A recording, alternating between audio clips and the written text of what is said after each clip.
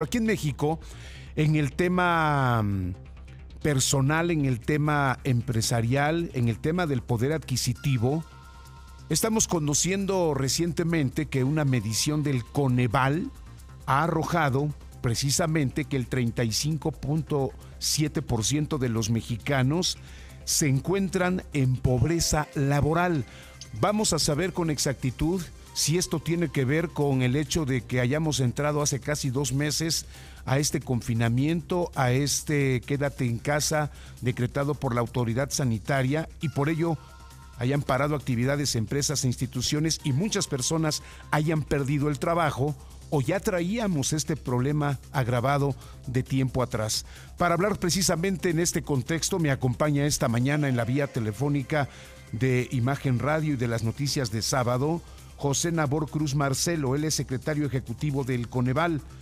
José Nabor, gusto en saludarle, muy buenos días.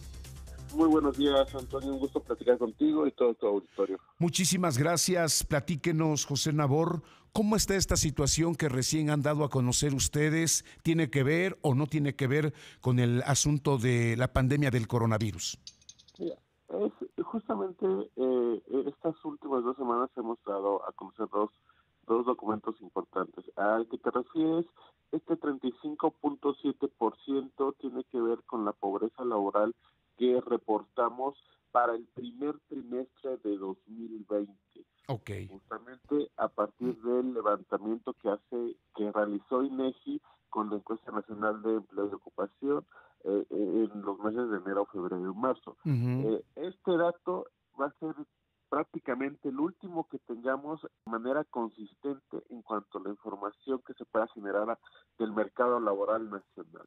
Pero también hace casi semana y media dimos a conocer por parte del Coneval un documento donde evaluamos y presentamos pronósticos sobre lo que podría ocurrir, dado algunos supuestos, una caída del Producto Interno Bruto del 6% anualizada, un aumento de desempleo similar al ocurrido en la crisis 2008-2009, y a partir de ahí justamente este indicador, el índice de tendencia laboral de la pobreza, podría aumentar en ese ejercicio de simulación hasta el 45%. O sea, sí tenemos la perspectiva, desafortunadamente, que pudiera haber efectos bastante negativos en cuanto al empleo, y eso podría disminuir los ingresos laborales y prácticamente aumentar en un porcentaje considerable la pobreza laboral.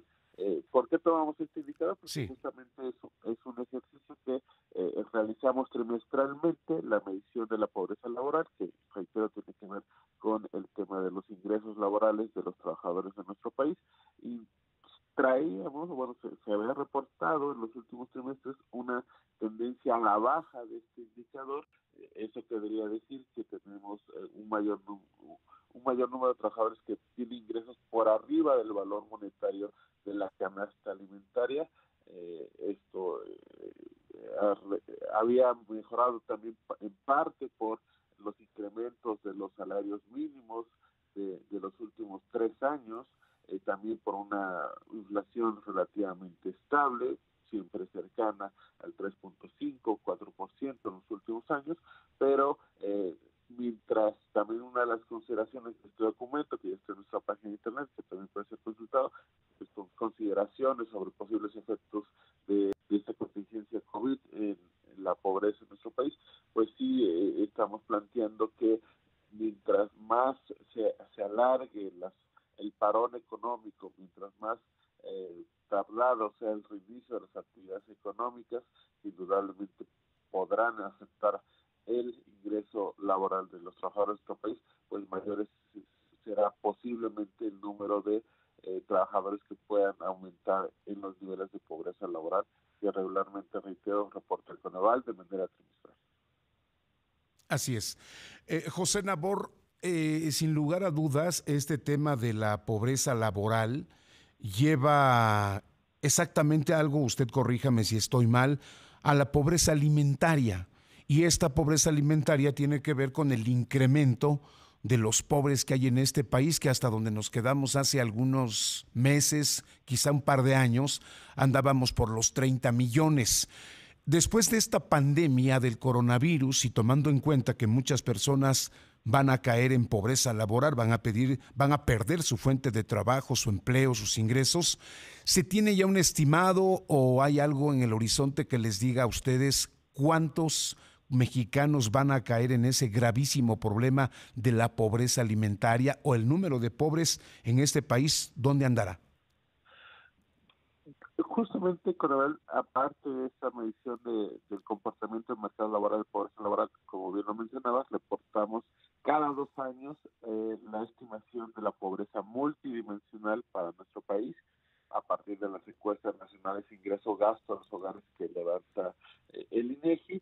El último dato lo reportamos en agosto de 2019 a partir de la NIC 2018 y en su agregado, los niveles de pobreza en nuestro país era de 41.1% de la población, alrededor de un poquito más de 50 millones de personas. Pero de las 6 carencias que toma Coneval para hacer esta medición multidimensional, justamente es la carencia alimentaria. Y en ese rubro, la carencia alimentaria, para el 2018, alrededor de un poquito más de 20 millones de personas estaban reportando todavía la carencia alimentaria. En ese sentido, también es una de las preocupaciones que en el documento que elaboramos por parte de Coneval es que pudiera darse un incremento en el número de mexicanas y mexicanos con esta carencia. Es complicado tener un número puntual, una estimación puntual para este rubro de la carencia alimentaria.